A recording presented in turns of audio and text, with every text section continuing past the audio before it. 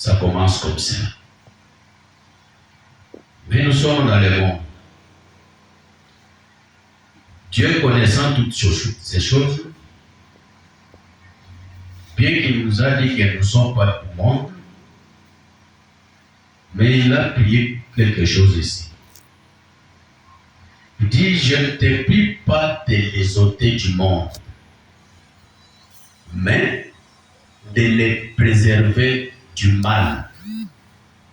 Comme nous sommes dans le monde, nous allons vivre toutes les conséquences du monde, parce que nous sommes dans le monde. Mais en tant que chrétiens, nous n'allons pas suivre le mouvement du monde. Jésus a fait une prière pour nous préserver du mal. Ils ne sont pas du monde, comme moi je ne suis pas du monde. Sanctifie-les par ta vérité. Et ta parole est la vérité. Bien que nous sommes dans le monde, bien que nous subissons les effets du monde, mais nous avons un privilège. Jésus a prié pour nous, pour qu'il puisse nous préserver du mal qui se trouve dans le monde. Et ce mal-là, ce qui peut nous préserver, c'est là, Dieu nous a sanctifiés par la vérité. Et la vérité, c'est sa parole. Nous sommes ensemble? Nous sommes ensemble. J'aimerais savoir que vous me suivez. Alors, comme je le disais, dans la vie humaine, il y a des étapes. Quand vous quittez l'enfance, vous devenez adolescent. Il y a des effets d'adolescence. Ces effets-là font que la fille s'intéresse au garçon. Et le garçon aussi s'intéresse aux filles. Ça, c'est naturel.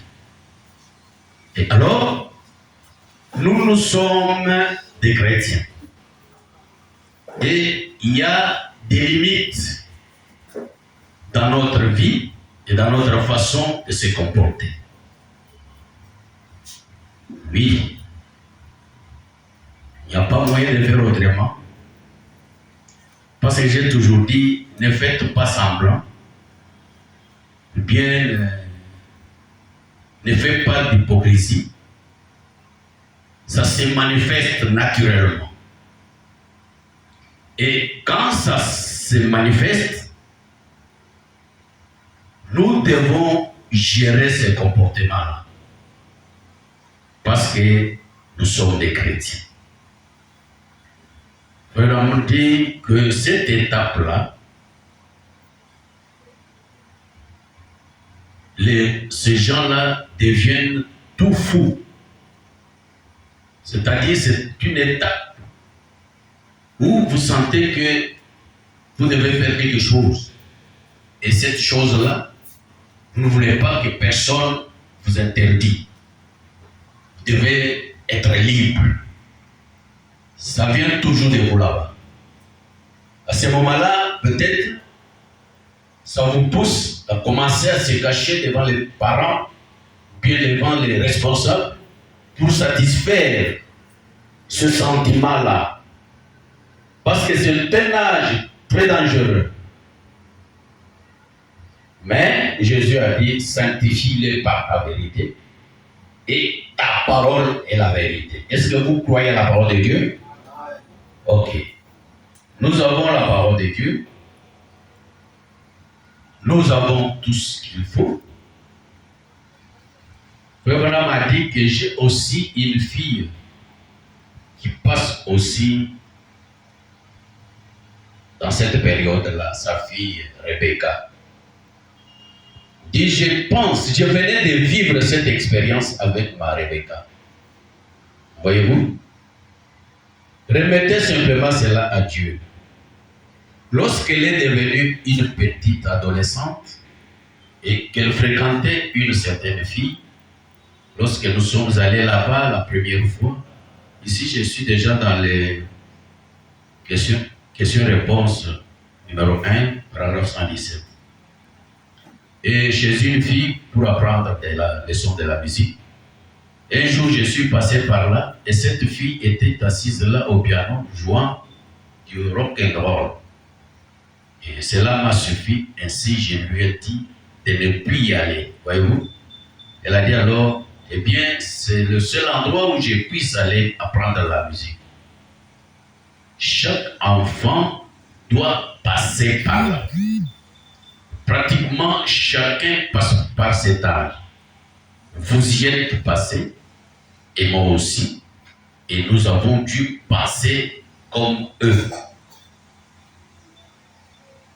À cet âge-là, ce que vous sentez comme sentiment, vous ne voulez pas que les parents interviennent. C'est comme si ils dérangent ce que vous avez. À ce moment-là, vous verrez une fille qui sera contre sa maman, comme quelque chose, comme une rébellion. Un garçon aussi vis-à-vis des parents.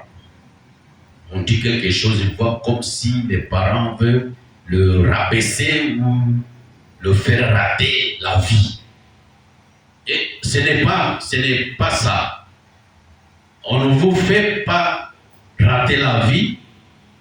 On doit vous orienter pour que vous soyez heureux dans la vie.